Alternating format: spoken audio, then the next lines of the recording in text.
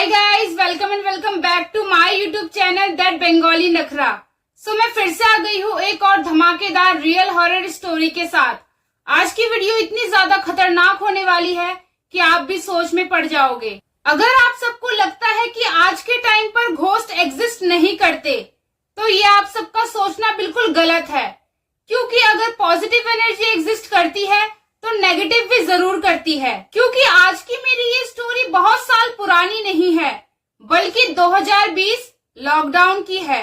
इसीलिए ये वीडियो बहुत ज्यादा खतरनाक होने वाली है, तो वीडियो को विदाउट स्किप किए हुए पूरा देखना। So without further do let's get started. तो आज की मेरी ये स्टोरी किरण की है। किरण बिहार से बिलोंग करती थी। किरण की नई नई शादी हुई थी और किरण के पति का नाम था अजय। किरण का ससुराल दिल्ली में था, यानी अजय दिल्ली से बिलोंग करता था।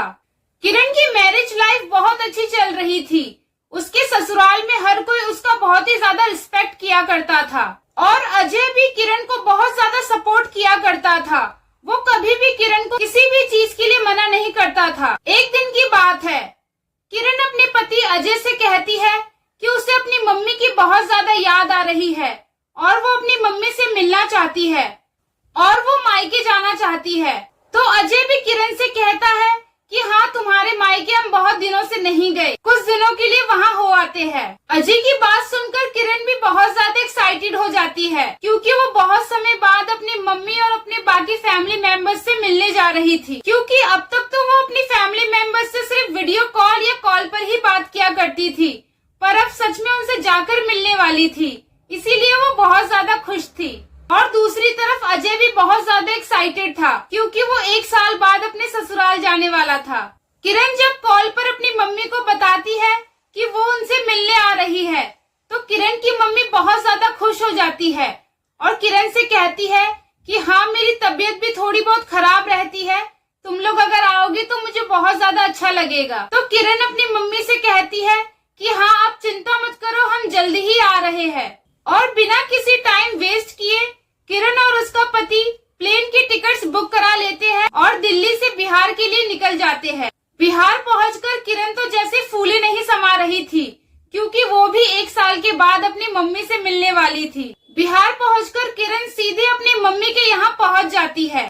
किरण की मम्मी किरण और अपने दामाद की बहुत ही धूम धमाके से स्वागत करती है, क्योंकि उनके इकलौते जमाई पहली बार आ रहे थे। किरण की मम्मी ने उनके स्वागत के लिए कोई भी कमी नहीं रखी थी।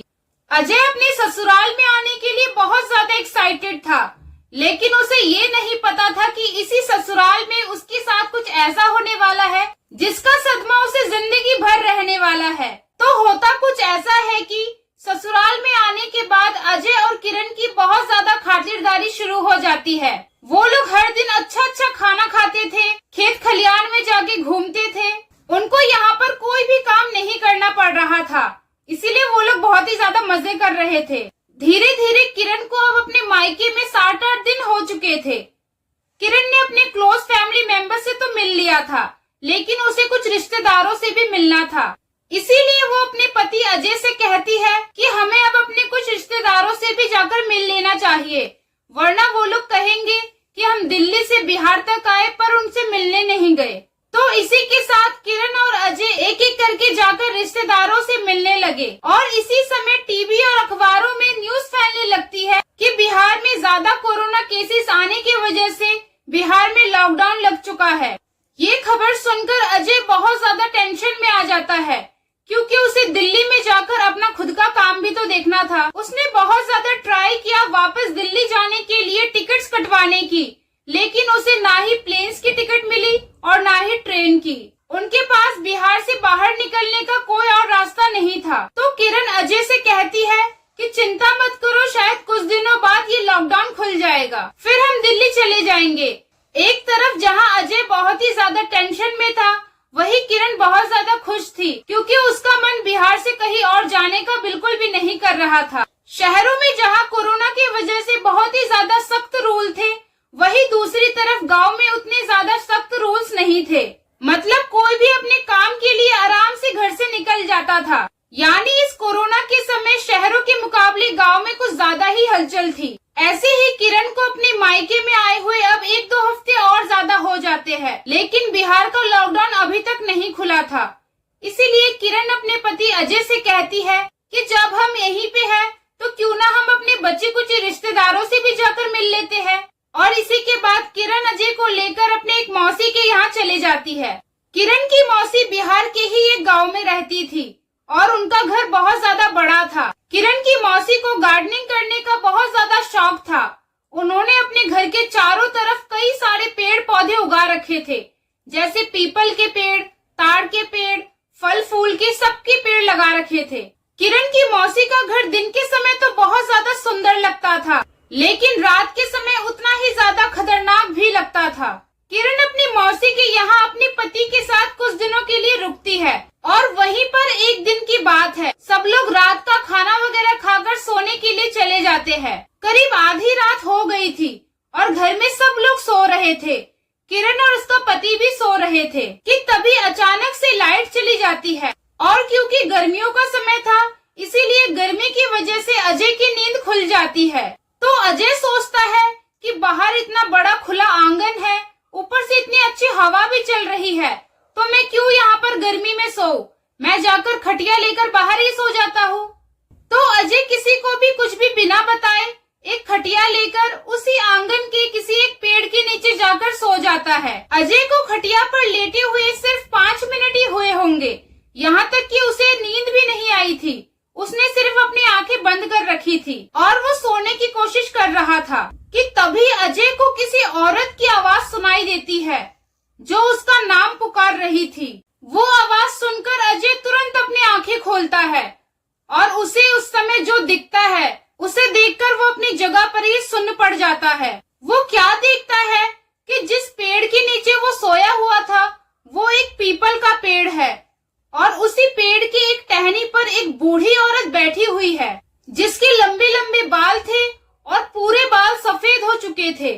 उस बूढ़ी औरत का मुंह पूरी तरह से झुर्रियों से भरा हुआ था और वो बूढ़ी औरत एक टकटकी लगाकर बस अजय को ही घूरी जा रही थी और अजय का नाम ही बड़बड़ाई जा रही थी। अजय ये सीन देखकर बुरी तरह से घबरा जाता है और तुरंत अपनी खटिया से उठकर वो रूम की तरफ भागने लगता है। रूम में आकर अजय बहुत ही ज्यादा कपकपाने लगता है और वो तुरंत अपने बेड पर जाकर एक तकिया को अपने मुंह के ऊपर रख के सोने की कोशिश करने लगता है। जिस रूम में जाकर अजय सोया था उस रूम में एक खिड़की भी थी जो कि खुली हुई थी। अजय को बेड पे लेटे हुए करीब आधा घंटा हो गया होगा। वो धीरे धीरे तकिया को अपने मुंह से हटाने की कोशिश करता है और बाहर खिड़की की तरफ देखने लगता है। जैसे ही वो खिड़की की तरफ देखता है उसे वही बूढ़ी औरत फिर से खड़ी हुई नजर आती है और तकिया से फिर से अपना फेस छुपा लेता है। सुबह उठते ही अजय किरण से कहता है कि हमें अब जाना चाहिए। तो किरण की मौसी अजय से कहती है कि दोपहर का खाना वगैरह खा के फिर तुम लोग चले जाना, पर अजय किरण की मौसी को बिल्कुल मना कर देता है और बहाना बना देता है कि किरण की मम्मी की तबीयत खराब रहती है इसीलिए हमें जल्दी चले जाना चाहिए। ये बोलकर किरण और अजय थोड़ी देर में वहाँ से चले जाते हैं। रास्ते भर अजय किरण से कुछ भी नहीं कहता, वो बस घर पहुँचने का वेट कर रहा था। जैसे ही अजय किरण के घर आ जाता है वो किरण को उस भयानक रात के बारे में पूरी बातें बताता है। अजय की ये सारी बातें सुनकर किरण भी बिल्कुल शॉक्ड हो जाती है और थोड़ा डरने भी लगती है। वो अजय से कहती है कि हाँ, कुछ दिनों पहले मौसी मुझे बता रही थी कि उनके पड़ोस में एक बूढ़ी औरत की किसी दुर्घटना के कारण डेथ हो चुकी है, हो ना हो वो वही औरत होगी। किरण कहती है पर तुम चिंता मत करो, वो यहाँ पर नहीं आएगी। ऐसे ही कई हफ्ते बीत जाते हैं और फाइनली बिहार का लॉकडाउन खुल जाता है और अजय और किरण तुरंत प्लेन की टिकट्स बुक कराकर बिहार से दिल्ली के लिए निकल जाते हैं। अजय को आज भी उस बूढ़ी औरत की शक्ल अच्छे से याद है और ये भी याद है कि वो बूढ़ी औरत उसे किस तरह से पुकार रही थी। इसीलिए आज भी जब किरण अपने मायके जाने की बात करती है तो अजय कहता है कि मैं तुम्हारे उस मौसी के यहाँ तो बिल्कुल भी नहीं जाऊंगा, कहीं वो बूढ़ी औरत मुझे फिर से न दिख जाए। सो गाइस, इसी के साथ खत्म होती है आज की मेरी ये रियल हॉरर स्टोरी। अगर आपको ये वीडियो अच्छी लगी हो तो मेरे वीडियो को लाइक और शेयर जरूर कर देना और चैनल को सब्सक्राइब करना तो बिल्कुल भी मत भूलना। और हाँ, प्यारे प्यारे कमेंट भी कर देना। मैं आपसे मिलूंगी नेक्स्ट वीडियो में न्यू